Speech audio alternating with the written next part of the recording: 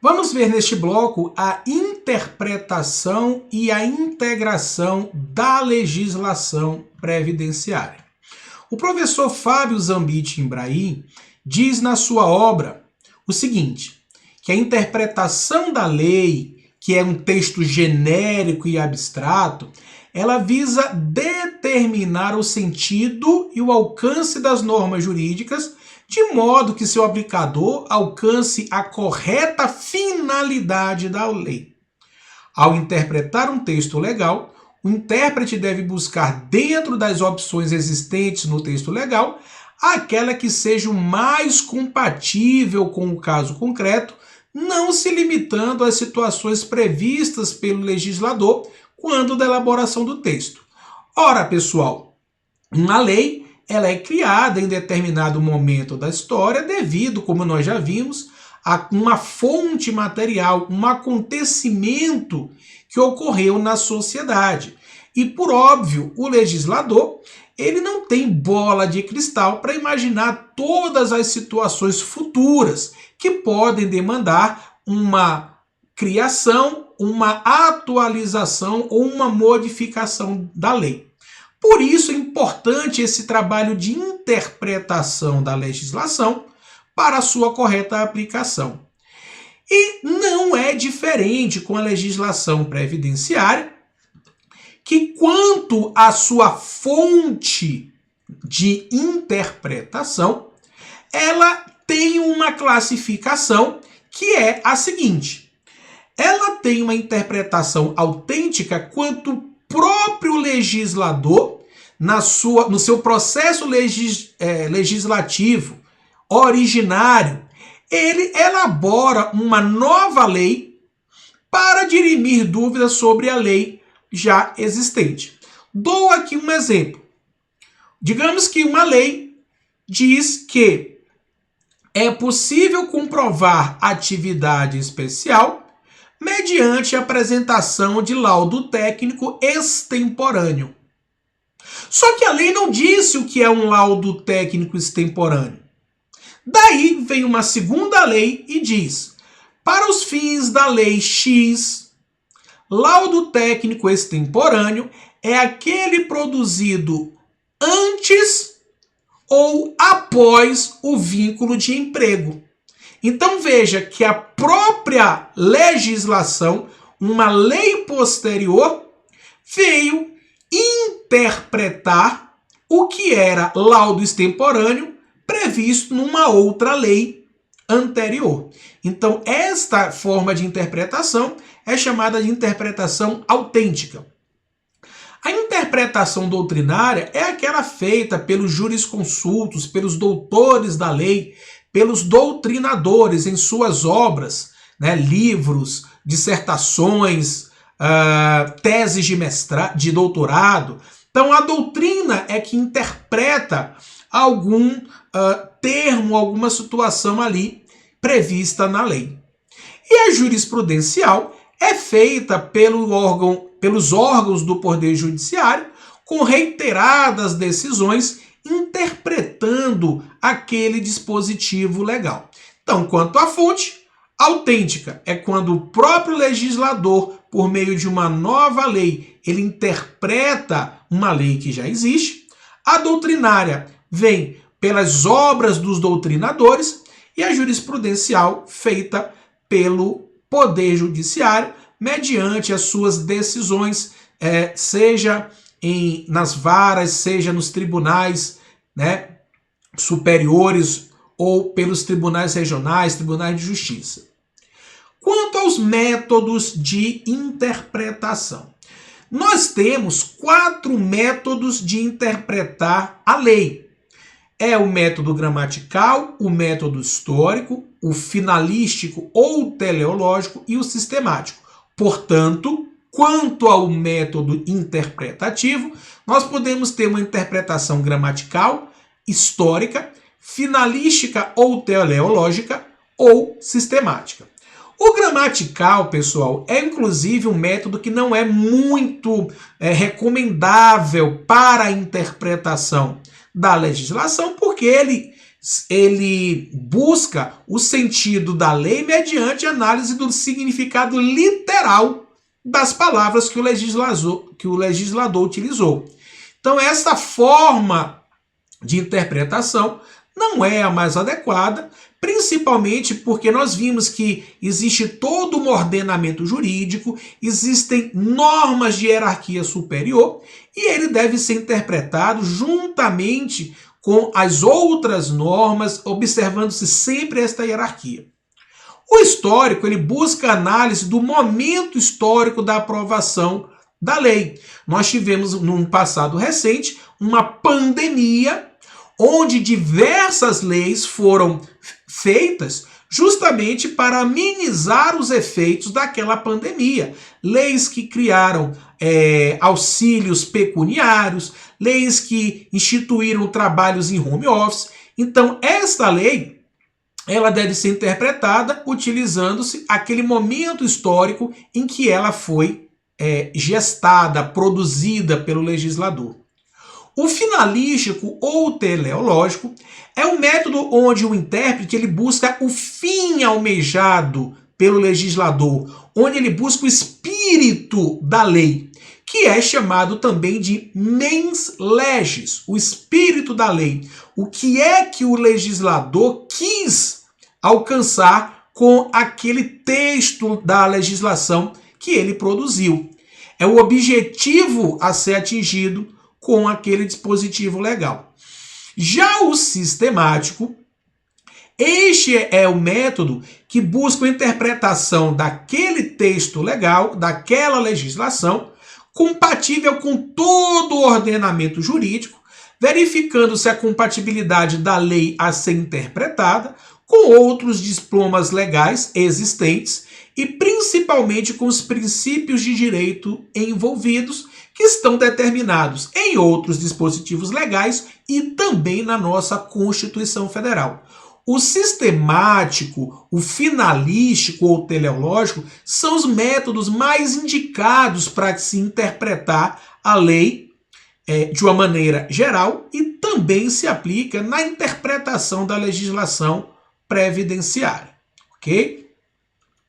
E quanto aos tipos, quanto aos efeitos desta interpretação, ela pode ser declarativa, onde aplica-se o exato sentido da norma, ou seja, é o que se diz no jargão jurídico, a norma disse exatamente o que queria dizer. Um exemplo, quando nós tratamos do salário maternidade, a lei, para abranger todas as possibilidades, diz que é devido o salário maternidade de 120 dias para as mulheres em decorrência do parto e a qualquer pessoa que adote a criança até 12 anos. Então veja que a lei trouxe exatamente o conteúdo exato do benefício de salário maternidade. Obviamente, só quem pode ter o parto é a mulher e adotar tanto homem quanto mulher. Então, as mulheres ao salário maternidade em decorrência do parto e a qualquer um que adote. Então, ela disse exatamente tipo de interpretação declarativa. Temos a restritiva. É quando o intérprete ele limita o sentido na norma, ou seja, a norma disse mais do que queria dizer. Imaginemos que uma lei venha com o seguinte texto: é devido o salário maternidade a todos os segurados da Previdência Social em decorrência do parto. Veja que quando diz que o benefício é devido em decorrência do parto, ele não pode estar abrangendo todos os segurados da Previdência Social, porque homem não pare. Então, neste caso, a interpretação há de ser restritiva no sentido de que aquilo ali está se restringindo apenas às mulheres, que são as únicas que ocorre o parto, né? As únicas, os únicos seres humanos que podem, gerar uma vida através do parto. E a extensiva é quando ela amplia o sentido da norma. A norma disse menos do que queria dizer. Quando diz que será devido o salário maternidade apenas para as seguradas em decorrência da adoção. Ora, tanto homens quanto mulheres, segurados e seguradas, podem adotar uma criança. Então, neste caso, a interpretação ela há de ser feita de forma extensiva para abranger não apenas as mulheres, mas todos aqueles que possam adotar uma criança e, consequentemente, ter direito ao salário maternidade. Diferente da interpretação, a integração visa preencher lacunas do ordenamento jurídico, utilizando-se para isso 4 formas: a analogia, os costumes, os princípios gerais de direito e a equidade. A analogia ela busca uma norma similar que supra a lacuna no caso concreto. Ela busca, então, a opção que seria feita pelo legislador em determinado caso, baseando-se em previsões similares existentes no ordenamento jurídico. Como, por exemplo, se você não encontra dentro da legislação previdenciária a melhor forma de resolver um caso concreto, você pode observar o que diz a lei trabalhista, você pode verificar o que diz o Código Civil, a lei do processo administrativo no âmbito da administração pública, para ver se tem algo parecido que possa ser aplicada a analogia no caso concreto na questão previdenciária. Os costumes também são fonte de integração, onde são práticas reiteradas ao longo da história pela sociedade e aceitas como convicção de serem obrigatórias desde que não sejam contrárias à legislação. Nós tínhamos, por exemplo, um costume de sempre, em algumas situações, passar cheque pré-datado. Não existe na lei uma determinação para que quem está recebendo o cheque deposite apenas na data em que foi ali, a posteriori, datada do cheque. Só que é um costume reiterado, tanto que quando a pessoa recebe um cheque pré-datado para depositar só daqui a um mês e o faz antes, hoje o entendimento do judiciário é que aquela pessoa que emitiu o cheque, inclusive, deve ser ressarcida por danos morais. Os princípios gerais do direito. O que são os princípios gerais? São as regras que fornecem as diretrizes de aplicabilidade das normas no nosso sistema jurídico, no nosso ordenamento jurídico, e são responsáveis pela fundação de toda a construção jurídica. Um grande exemplo de princípio geral do direito é o princípio da igualdade, onde a todos os seres humanos que estão em situação jurídica idêntica deve ser aplicada a lei daquela mesma forma. Já aqueles que encontram-se em situação jurídica diversa, deve-se aplicar a lei olhando-se justamente essas desigualdades jurídicas. Um outro princípio geral do direito, o princípio da boa-fé. A boa-fé se presume e a má-fé deve ser comprovada. Então, esses princípios gerais do direito, que são vários ao longo da nossa Constituição Federal, ao longo da legislação previdenciária e de outras legislações, também devem servir de fonte de integração quando houver lacuna, quando a lei não prevê determinada situação concreta para que seja resolvida essa questão. E a outra forma de integração é por meio da equidade, que é a possibilidade de suprir a imperfeição da lei ou torná-la mais branda de modo a moldá-la à realidade.